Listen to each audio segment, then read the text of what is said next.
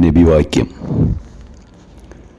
ലോകരക്ഷിതാവായ ദൈവം ഇപ്രകാരം പ്രഖ്യാപിച്ചതായി നബി തിരുമേനി പറയുന്നു: വിശ്വാസിയായ എൻ്റെ ദാസന് ഏറ്റവും പ്രിയങ്കരമായതേതോ അത് ഞാൻ പിടിച്ചെടുക്കുകയും എന്നിൽ നിന്നുള്ള പ്രതിഫലം പ്രതീക്ഷിച്ചുകൊണ്ട് അവനതിൽ ക്ഷമിക്കുകയും ചെയ്താൽ തൽഫലമായി അവന് നാം സ്വർഗം നൽകുന്നതാണ്.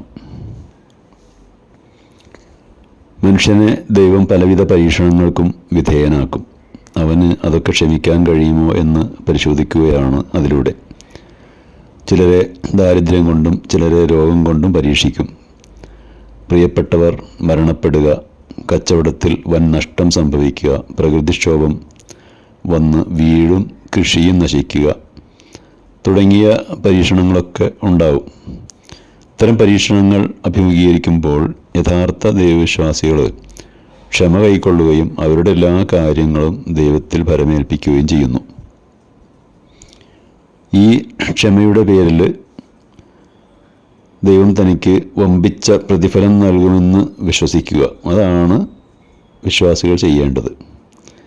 പരീക്ഷണങ്ങൾ ഒരിക്കലും ദൈവകോപത്തിൻ്റെ ഫലമായി ഉണ്ടാകുന്നതല്ല, മറിച്ച് ദൈവം നമ്മെ സ്നേഹിക്കുന്നുണ്ട് എന്നതിൻ്റെ ഒരു അടയാളം കൂടിയാണത്. തിരുമേനി പറയുന്നുണ്ട്: നിശ്ചയം ലോകരക്ഷിതാവായ ദൈവം ഒരു സമൂഹത്തെ ഇഷ്ടപ്പെട്ടു കഴിഞ്ഞാൽ അവരെ അവൻ പരീക്ഷിക്കും. ആരെങ്കിലും അതിൽ തൃപ്തിപ്പെടുകയാണെങ്കിൽ അവനിൽ ദൈവം സംതൃപ്തനാകുന്നതാണ്.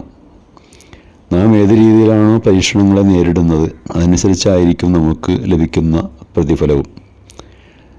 തിരുമേനി പറയുന്നുണ്ട്: നിശ്ചയം ദൈവം തൻ്റെ ഒരു അടിമക്ക് വേണ്ടി ഒരു സ്ഥാനം നൽകുവാൻ ഉദ്ദേശിച്ചിരിക്കുന്നു. എന്നാൽ ആ സ്ഥാനത്തേക്ക് അവൻ്റെ പ്രവർത്തനങ്ങൾ കൊണ്ട് അവനെത്താൻ സാധിക്കുന്നില്ല.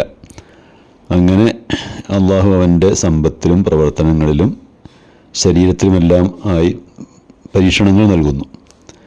എന്നാൽ അവൻ അതിലൊക്കെ ക്ഷമിച്ചത് മൂലം അള്ളാഹു നൽകുവാൻ ഉദ്ദേശിച്ച ആ പദവിയിലേക്ക് അവൻ എത്തിപ്പെടുകയും ചെയ്യുന്നു.